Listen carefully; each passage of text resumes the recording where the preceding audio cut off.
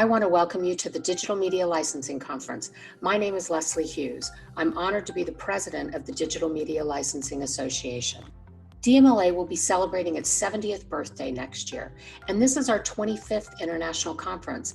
The week-long event is where content, technology, and licensing come together. DMLA is the leader bringing together the industry, the people who distribute and license content, buyers, the organizations that support the industry, and experts to speak on a wide variety of topics. Weeks like this remind us what a great privilege it is to be a part of this industry. This organization is made up of the very best of the industry. From our council to the many volunteers and officers who attend our events, everyone is willing to share their knowledge and expertise to help each other learn and grow. Without the support of our sponsors, Capture, CDAS, Image Rights, SmartFrame, Pick Rights, StockTrek, and our diamond sponsor Google, this conference would not be possible. DMLA is focused on 3 pillars: advocacy, education, and connectivity. Advocacy is a cornerstone of DMLA and provides incredible value to our members. It's one of the ways that we affect change in legislation, work to protect copyright, and address the legal issues most important to our members. These efforts are led by our talented legal committee with the support of Nancy Wolf. DMLA has become a trusted voice. DMLA has advocated for issues that really protect the licensing environment for its members, in particular advocating for copyright laws that protect visual content and encourage licensing over piracy. The advocacy work that DMLA does is just one of the many benefits of membership. As evidenced by our schedule this week, DMLA provides incredible breadth and depth in education. Whether we're talking about deep fakes, DAM for video, working photographers in the time of COVID, virtual photo shoots, or creating a secure ecosystem, there is something for everyone. I joined DMLA to be at the center of the licensed media industry. Through DMLA, I've met new clients, and I've learned about the issues directly affecting my business. As full as our conference is, our education programs continue throughout the year with our webinar series, news posts, articles on Medium, and now video posts on YouTube. This year, Tom Smith of Gatto Images is DMLA's Education and Programs Chairperson. I really found it to be an incredibly valuable experience to be part of DMLA. The educational aspects are really top-notch, and I think that's something that DMLA does better than anybody else, especially the conferences. To be members, to attend the conferences, and just to really be more closely connected and have an advocate for our interests within the industry. So I would really recommend membership and certainly attending the conferences to anybody who's involved in digital media licensing. Opening up communications and connecting people within the industry is what DMLA is all about. We want to welcome all attendees and speakers from around the globe. I was able to make really meaningful connections and partnerships here at DMLA during the conference especially, and I will really not miss it for the world. We hope you will enjoy our program. Listen, learn, challenge, and be challenged. Most of all, we hope you meet new friends and partners. This is the Digital Media Licensing Conference 2020.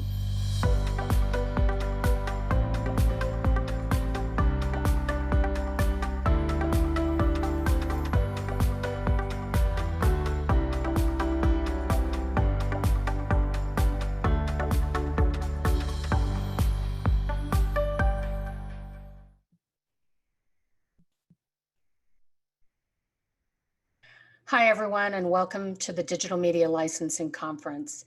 As you just heard, this is DMLA's 25th International Conference.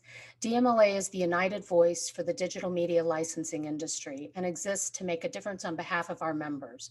We try to shine a light on the many forces impacting our business with some insight into what may lie ahead. Science and technology have always been a part of those forces, from the chemistry behind camera technology to film technology, printer technology, desktop publishing, digital storage, CDs, web-based search and access, to digital creation, cloud services, and streaming, and to what we are now seeing with artificial intelligence, virtual and augmented reality, and synthetic content. Our industry is founded in creativity, but driven in great part by technology.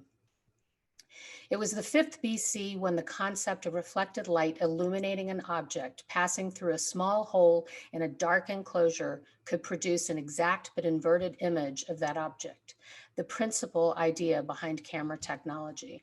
And yet it wasn't until the early 19th century when the first photograph was taken, and the late 19th century when the first silent film was made.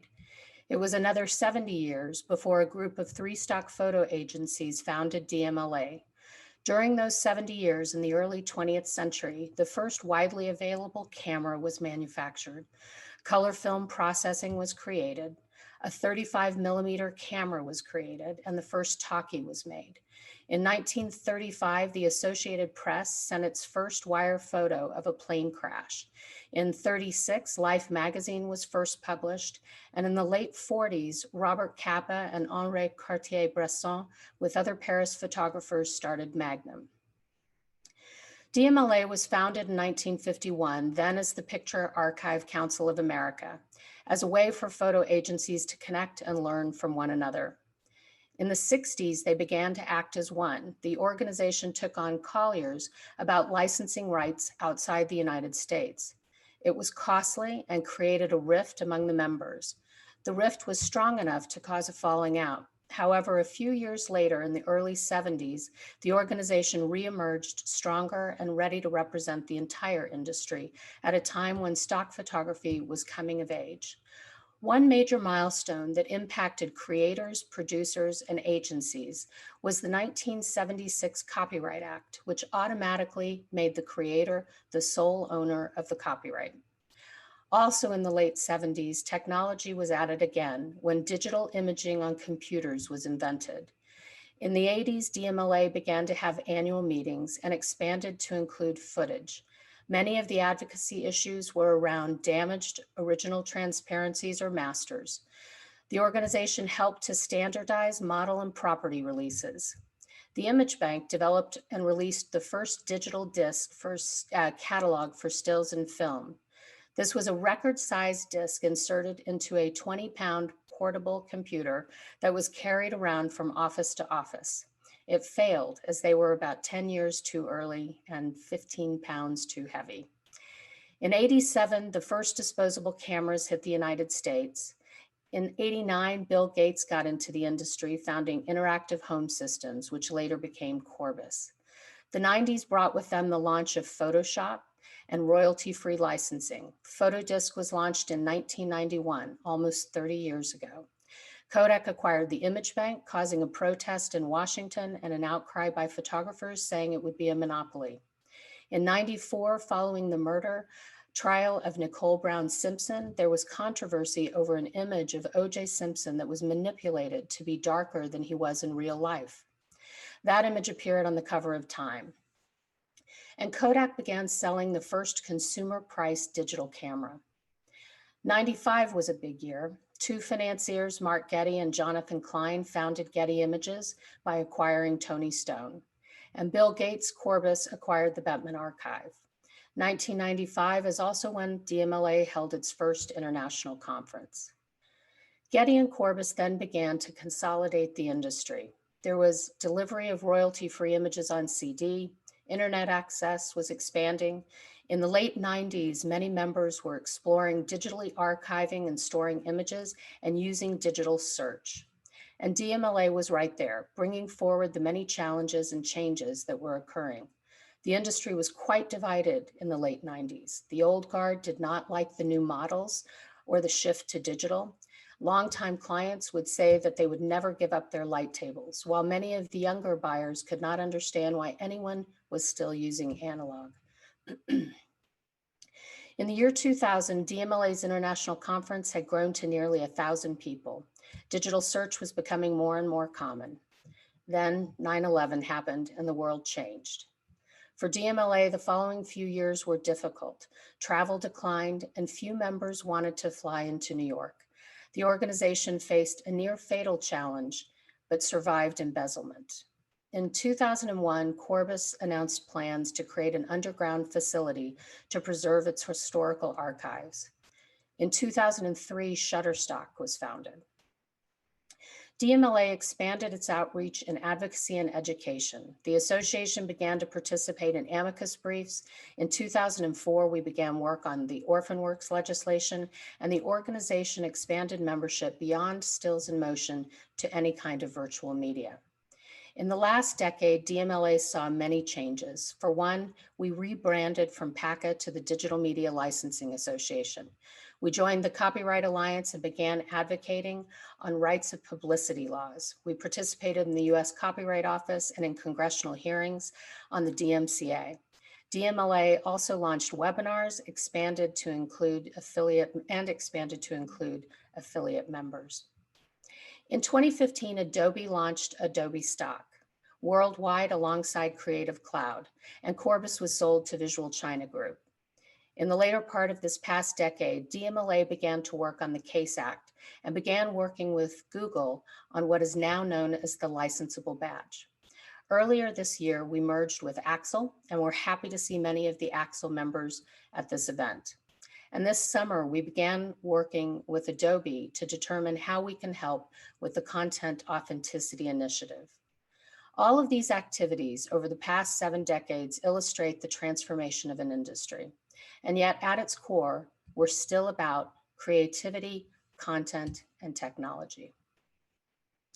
So what about the 2020s? This year has turned everything upside down. We're seeing the production side of business terribly challenged. We don't know what the next year will bring, but we do know a few things. Technology and science continue to drive this industry, and at times in directions we don't necessarily want to go. The industry and the organization are resilient. We will be talking about what this means more specifically in a panel discussion tomorrow. We also know we must engage to be prepared for what's to come. This is in great part why we're here, to learn from each other and to prepare. As new technologies emerge and start to impact our world, like with artificial intelligence, we become increasingly aware of the value of authenticity. In the broadest sense, authenticity in our content, our people, our messaging, and our brands. This week, we'll hear from working photographers in these crazy times. We'll be talking about the changing world of production and the opportunities that technology and virtual production provide. We'll be talking about deep fakes and synthetic content, taming video metadata, and how buyers have been impacted in 2020. One of the growing challenges will be, how do we balance the demand for authenticity with the tremendous opportunities ushered in by these new technologies? Recognizing how technology continues to impact this industry, we've added a Hot Topics and Tech session to this year's conference. And no surprise, it looks like it will be one of the most well-attended sessions. We also know the value of teams. In an industry where more than 80% of our buyers say they work in teams on image projects, we know that teamwork triggers creativity, innovation, and collaboration. Our challenge will be keeping people connected in the time of COVID-19 and social distancing. Which brings me back to DMLA. Anyone can search for and get information. This organization and this event aim to provide insight. Now I want to share with you some of the people that have made the conference possible. I first want to thank the conference committee and its volunteers. Tom Smith is not only this year's conference chair and the chairman of the Education and Programs Committee, he has done a great job pulling together an amazing committee which has put together one of the most diverse, interesting conferences I think we've ever had. The committee includes Allison Smith, GBH, Josiane Faubert, Peaches Stock, Jonathan Wells, SEPA, Mark Milstein, Microstock Solutions, Michael Masterson, Permission Machine, Sequoia Houston, Mocha Stock, Doug DeWeer, Loudgain and DMLA's technical advisor, and Elaine Vitt, DMLA's executive director. These people have been working since March and had to pivot to this all virtual conference a few months ago. And basically they had to start over. They have all done an incredible job, and we say thank you to the entire committee. Next, I want to introduce and thank our team. I will reiterate the value of teams. This group has gone above and beyond, and I can tell you this year, everything has been beyond. Elaine Vitt, our executive director, started in mid-March. She came to us with tremendous talents, but had to speed learn about this industry. She stepped in during very tumultuous times. She's always innovative, creative, and has a smile on her face, if not some sly joke at the ready. Her handprint is firmly on this event, and we thank her for jumping into the fire. Doug DeWeer. Most of you know Doug, and what would we do without him? He is far more than our technical advisor. He works incredibly hard for DMLA and its members, and he's critical to the execution of this event. Nancy Wolf, DMLA Counsel. I realized putting this talk together that I've known Nancy for over 25 years. I cannot imagine what DMLA or this industry would be without her. She is our expert, our legal luminary, and our friend. Andrea Stern, who has worked with DMLA for many years to build our sponsorship program and bring sponsors to the party. This is a vital role, and we thank Andrea for putting up with the time differences and the many faces of DMLA. Next, I want to quickly run through the board. We have an amazing board that stepped in May 1. They have already led us through new financial policies, the pivot from a physical to a virtual from a physical to a virtual conference, and they have a full plate for next year. DMLA Vice President Candace Murray, DMLA Treasurer Tanya Crawford, DMLA Secretary Julie Zentmeyer Sloan. Our members at large include Bobby Dix, Membership Committee, Josiane Faubert, Marketing Committee, Joe Naylor, Nominations and Elections, Tom Smith, Education and Programs. Dave Herbig is our Finance Chair, Mark Milstein, our Technology Chair, and Paul Reinitz, our Legal Chair. We also want to thank all the people working on the committees, and I wish we could recognize everyone here, but please know your contributions are incredibly valuable. Each year, DMLA recognizes one volunteer as the Volunteer of the Year. And this year, in some ways, it was a very difficult choice because so many members have put so much time into DMLA. However, in the end, it was a really simple choice. A woman who has been involved in DMLA for many years and was most recently DMLA's treasurer. She is a quiet force even after her term ended, and she continued to work with Elaine and Tanya on financial issues. It's my pleasure to announce that this year's Volunteer of the Year is Chris Carey of Minden Pictures. I'd like to congratulate Chris and thank her for her tireless efforts. We also want to thank our production company, GenieCast. They have been great to work with, true professionals providing guidance throughout. Also, we want to introduce Headspace. For those of you that don't know them, Headspace is a meditation app.